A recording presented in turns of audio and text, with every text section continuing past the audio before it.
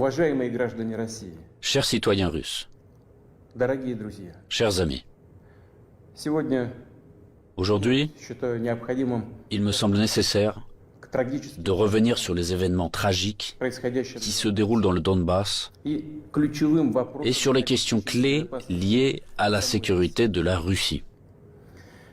Начну с того, о чем говорил. Je vais commencer par ce que j'ai dit dans mon discours du 21 février de cette année. Речь о том, что вызывает у нас Je me réfère à ce qui nous préoccupe particulièrement, о тех à savoir les menaces fondamentales que font peser sur notre pays de manière démesurée et arrogante, pas à pas, политиками на Западе. année après année, les hommes politiques occidentaux irresponsables. Имею в виду расширение, Il s'agit de l'expansion de l'OTAN vers l'Est, приближение. du fait que ces infrastructures militaires s'approchent des frontières de la Russie.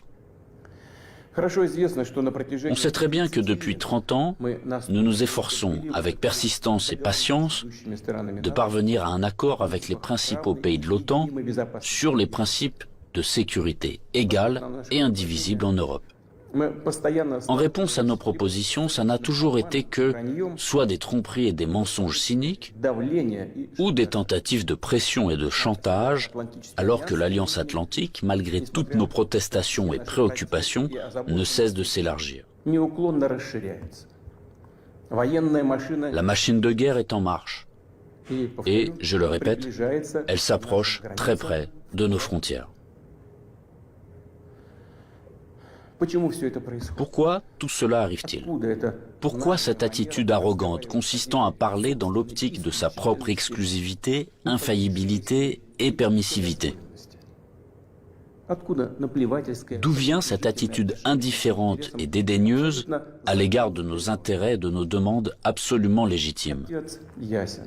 La réponse est claire. И очевиден. Tout est clair et évident. Советский Союз в конце L'Union soviétique s'est affaiblie à la fin des années 80, слаб puis elle s'est и effondrée. вовсе развалился. Весь ход происходившего Tout ce qui s'est passé à l'époque est une bonne leçon pour nous и aujourd'hui. сегодня. Он убедительно показал, Cela a mis en exergue что паралич que la paralysie du pouvoir et de la volonté шаг est le premier pas vers la dégradation complète et l'oubli. стоило нам тогда на какое-то время Dès que nous avons perdu notre confiance en nous-mêmes, un certain temps, l'équilibre des pouvoirs сил в мире оказался dans le monde нарушен. a été rompu. Это привело к тому, что Cela a conduit à une situation où les traités et accords existants ne sont plus réellement en vigueur. и просьбы не помогают. La persuasion et les demandes n'ont aucun effet. Устраивает гегемона, Tout ce qui ne convient pas aux détenteurs de l'hégémonie, aux grands de ce monde, est qualifié d'archaïque, obsolète et inutile. все, что кажется Et inversement, выгодным, tout ce qui leur semble avantageux est présenté comme la vérité ultime, est imposé à tout prix, de manière insolente, всеми средствами. par tous les moyens. Несогласных, Ceux qui ne sont pas d'accord finissent à genoux. то, о чем сейчас говорю, касается Ce dont je parle maintenant ne concerne pas seulement la Russie, et nous ne sommes pas les seuls à être préoccupés par cela. международных отношений. Il s'agit de l'ensemble du système de relations internationales, et parfois même les alliés des États-Unis eux-mêmes. Развала СССР Après l'effondrement de l'URSS, le monde a été de fait remodelé, к этому времени et les normes établies du droit international, dont les principales fondamentales ont été adoptées à la fin de la Seconde Guerre mondiale et ont largement результаты consolidé ces résultats, мешать тем, ont commencé à gêner ceux qui se sont déclarés vainqueurs de la guerre froide. конечно, в практической жизни, Bien sûr, dans la vie pratique, в отношениях, dans les relations internationales, регулированы dans les règles pour les organiser, и изменения il ситуации. était nécessaire de prendre en compte les changements de la situation dans le monde et de l'équilibre même des forces. Профессионально, Mais cela aurait dû être fait de manière professionnelle, progressivement, avec patience, en prenant en compte et en respectant les intérêts de tous les pays но нет. et en pleine conscience de leurs responsabilités. От абсолютного Or non, превосходства, en raison de l'euphorie due à la supériorité absolue, да еще d'une sorte de forme moderne d'absolutisme, культуры и et dans le contexte d'un faible niveau de culture générale et de fatuité de ceux qui ont préparé, pris для себя et решения promu des décisions qui étaient rentables uniquement pour eux-mêmes, сценария. la situation a pris une tournure différente. Примерами далеко ходить не нужно. Voici des exemples tout trouvés.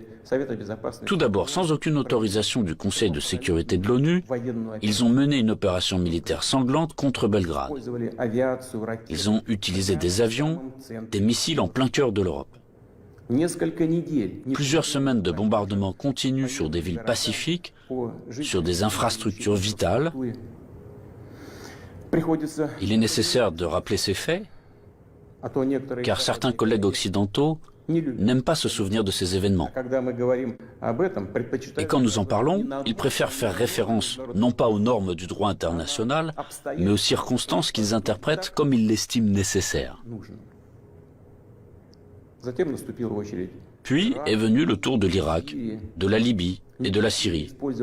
L'utilisation illégitime de la force militaire contre la Libye, la dénaturation de toutes les décisions du Conseil de sécurité de l'ONU sur la question libyenne ont conduit à la destruction complète de l'État, au fait qu'un énorme foyer de terrorisme international est apparu, au fait que le pays s'est trouvé plongé dans une catastrophe humanitaire dans l'abîme de la guerre civile qui a duré plusieurs années et se poursuit encore, la tragédie à laquelle des centaines de milliers, des millions de personnes ont été condamnées, non seulement en Libye, mais dans toute cette région, a provoqué un exode migratoire massif de l'Afrique du Nord et du Moyen-Orient vers l'Europe. Un sort similaire a été réservé à la Syrie. Les opérations militaires de la coalition occidentale sur le territoire de ce pays, sans le consentement du gouvernement syrien et sans la sanction du Conseil de sécurité de l'ONU, ne sont rien d'autre qu'une agression, une intervention. Cependant, l'invasion de l'Irak, qui n'avait aucun fondement juridique non plus, occupe une place particulière. Comme prétexte, ils ont choisi les prétendues informations fiables dont auraient disposé les États-Unis sur la présence d'armes de destruction massive en Irak. Pour preuve, le secrétaire d'État américain agitait publiquement devant le monde entier un tube rempli de poudre blanche assurant tout le monde qu'il s'agissait d'une arme chimique en cours de développement en Irak. Et puis il s'est avéré que tout cela était une manipulation, du bluff. Il n'y avait pas d'armes chimiques en Irak. C'est incroyable, surprenant, mais le fait est là. Il y a eu des mensonges au plus haut niveau étatique et du haut de la tribune de l'ONU. Et en conséquence de cela, il y a eu des sacrifices énormes, des destructions, une progression incroyable de terrorisme. En fait, on a l'impression que pratiquement partout, dans de nombreuses régions dans le monde, là où l'Occident vient mettre en place son ordre, cela se termine en blessures sanglantes qui ne cicatrisent pas, en plaies que sont le terrorisme international et l'extrémisme. Tout ce que j'ai évoqué en est l'exemple le plus flagrant, mais ce n'est en aucun cas le seul exemple du mépris du droit international.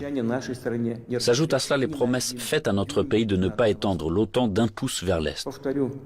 Je le répète, ils ont menti, ou en termes populaires, ils nous ont tout simplement arnaqués.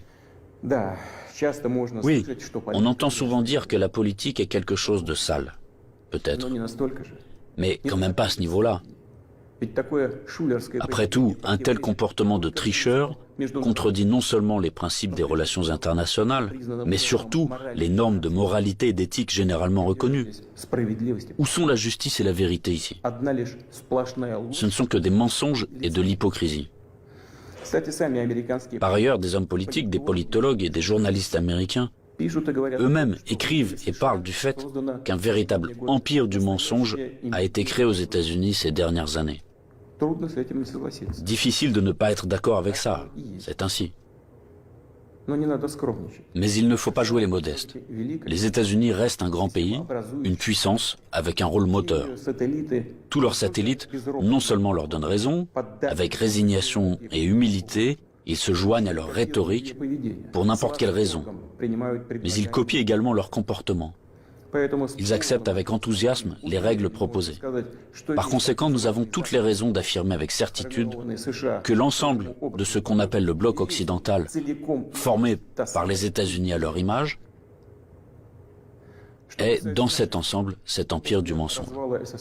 Quant à notre pays, après l'effondrement de l'URSS, malgré toute l'ouverture sans précédent de la nouvelle Russie moderne, la volonté de coopérer honnêtement avec les États-Unis et d'autres partenaires occidentaux, et dans les conditions d'un désarmement quasi unilatéral, Ils ont immédiatement essayé d'aller jusqu'au bout, de nous achever, de nous détruire complètement. C'est exactement ce qui s'est passé dans les années 90, au début des années 2000, lorsque l'Occident, dit collectif, a soutenu très activement le séparatisme et les gangs de mercenaires dans le sud de la Russie. Quels sacrifices, quelles pertes, tout cela nous a-t-il alors causé? Quelles épreuves avons-nous dû traverser avant de briser définitivement le terrorisme international dans le Caucase? Nous nous en souvenons et nous ne l'oublierons jamais. En fait, jusqu'à récemment, ils n'ont cessé de chercher à nous utiliser dans leurs propres intérêts, de détruire nos valeurs traditionnelles, de nous imposer leurs pseudo-valeurs, ce qui nous consumerait, nous, notre peuple, de l'intérieur. Ces attitudes qu'ils imposent déjà agressivement dans leur pays et qui conduisent directement à la dégradation et à la dégénérescence, car ils contredisent la nature humaine. Cela n'arrivera pas et personne n'y est jamais arrivé. Cela ne fonctionnera pas non plus maintenant. Malgré tout, en décembre 2021, nous avons une nouvelle fois tenté de nous mettre d'accord avec les États-Unis et leurs alliés sur les principes pour assurer la sécurité en Europe et le non-élargissement de l'OTAN. Tout cela en vain. La position américaine ne change pas. Ils ne considèrent pas comme nécessaire de négocier avec la Russie sur cette question clé pour nous. Ils poursuivent leurs propres objectifs et négligent nos intérêts. Et bien sûr, dans cette situation, nous nous demandons, que faire ensuite? À quoi s'attendre? L'histoire nous apprend qu'en 1940 et au début de 1941, l'Union soviétique a tenté d'empêcher, ou du moins de retarder, la guerre par tous les moyens. Pour ce faire, elle a essayé littéralement jusqu'à la dernière minute de ne pas provoquer un agresseur potentiel. Elle n'a pas pris ou reporté les mesures les plus nécessaires et les plus évidentes visant à se préparer et repousser une attaque inévitable.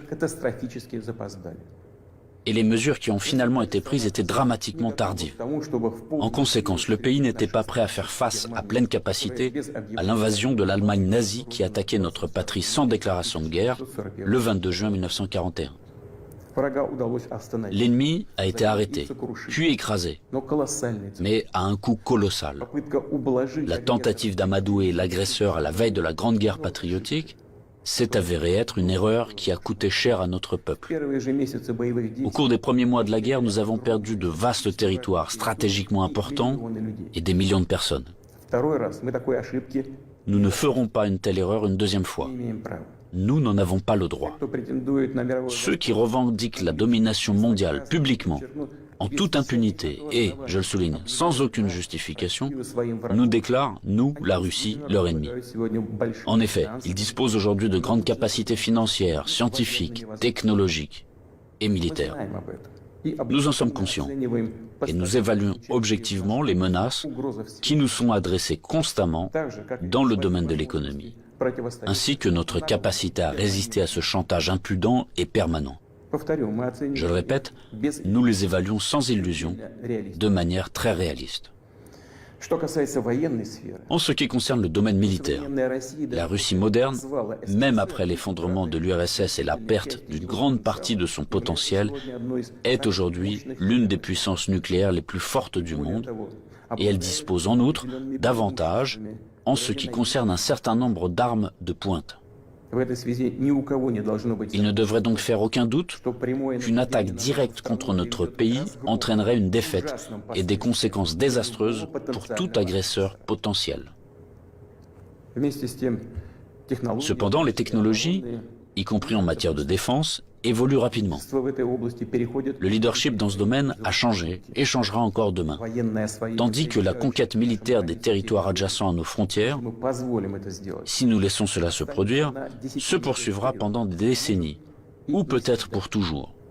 Et cela constituera une menace toujours plus grande et totalement inacceptable pour la Russie.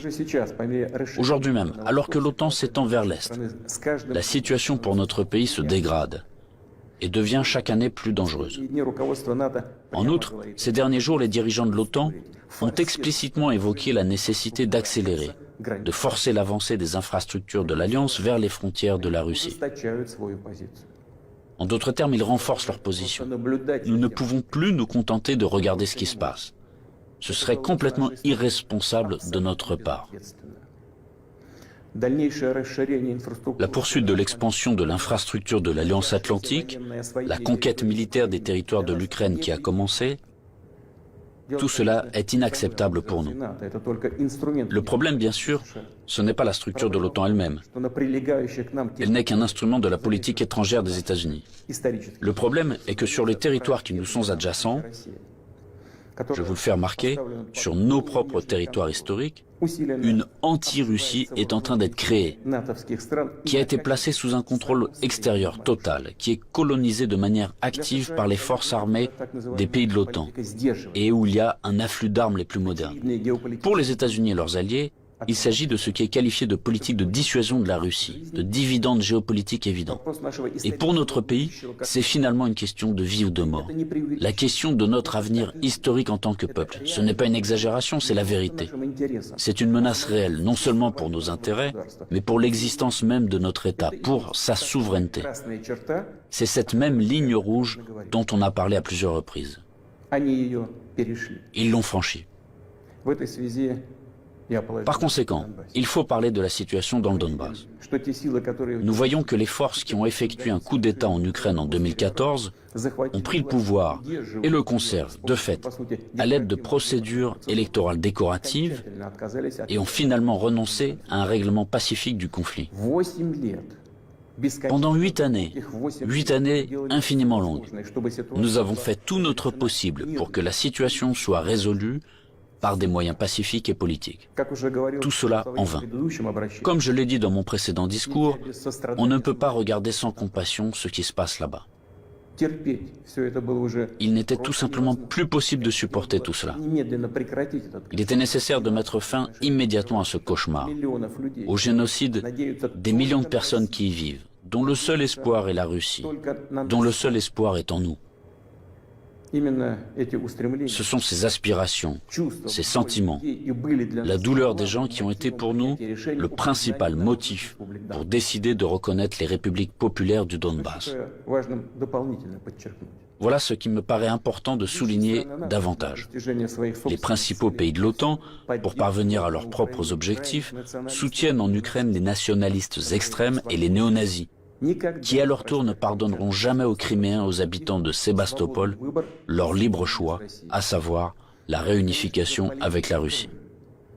Bien sûr, ils iront en Crimée, tout comme dans le Donbass, portant la guerre, afin de tuer, tout comme les punisseurs des gangs de nationalistes ukrainiens, complices d'Hitler pendant la Grande Guerre patriotique, qui massacraient des personnes sans défense. Et ils déclarent aussi ouvertement revendiquer un certain nombre d'autres territoires russes.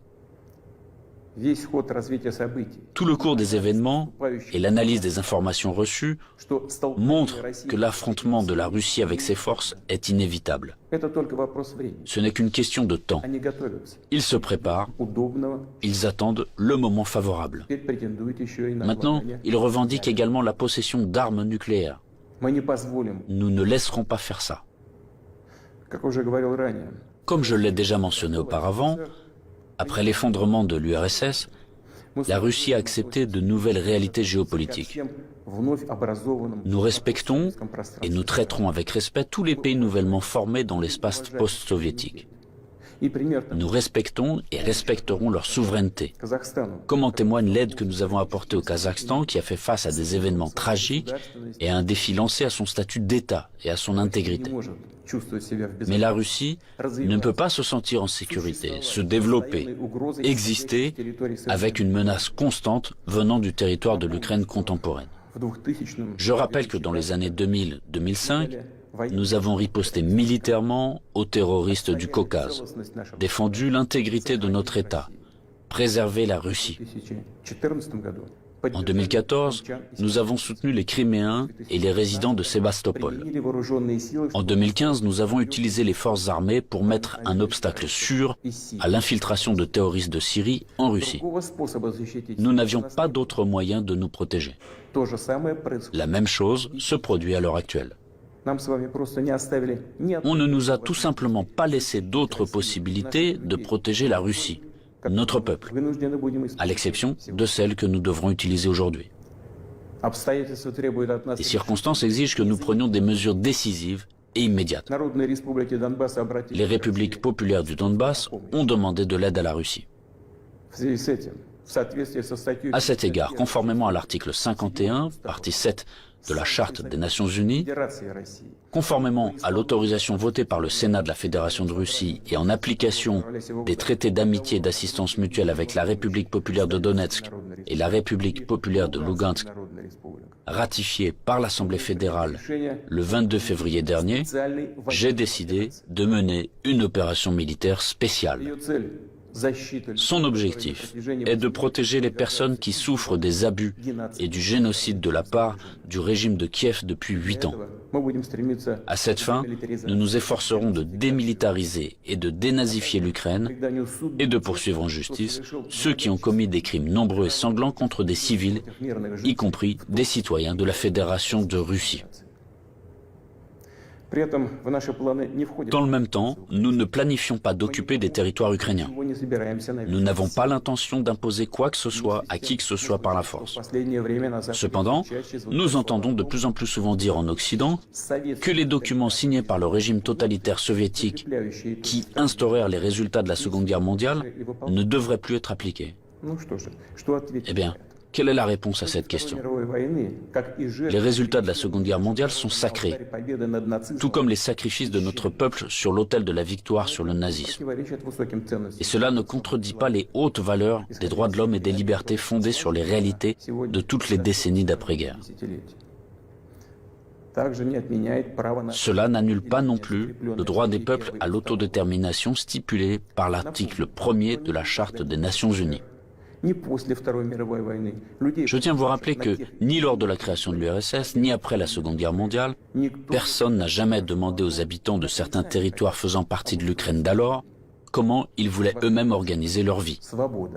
Notre politique est fondée sur la liberté de choix, permettant à chacun de déterminer en toute indépendance son propre avenir et celui de ses enfants. Et nous considérons qu'il est important que ce droit, le droit de faire son choix, puisse être exercé par tous les peuples vivant sur le territoire de l'Ukraine contemporaine, par tous ceux qui le souhaitent. À cet égard, je m'adresse également aux citoyens ukrainiens. En 2014, la Russie a été obligée de protéger les habitants de Crimée et de Sébastopol de ceux que vous traitez vous-même de nazis. Les habitants de Crimée et de Sébastopol ont choisi de rejoindre leur patrie historique, la Russie, et nous l'avons soutenu. Je le répète, il était tout simplement impossible de faire autrement. Les événements d'aujourd'hui ne sont pas liés à la volonté de porter atteinte aux intérêts de l'Ukraine et du peuple ukrainien. Ils sont liés à la nécessité de protéger la Russie elle-même contre ceux qui ont pris l'Ukraine en otage et tentent de l'utiliser contre notre pays et son peuple. Je le répète, nos actions relèvent de l'autodéfense, contre les menaces qui pèsent sur nous et contre un désastre encore plus grave que celui d'aujourd'hui.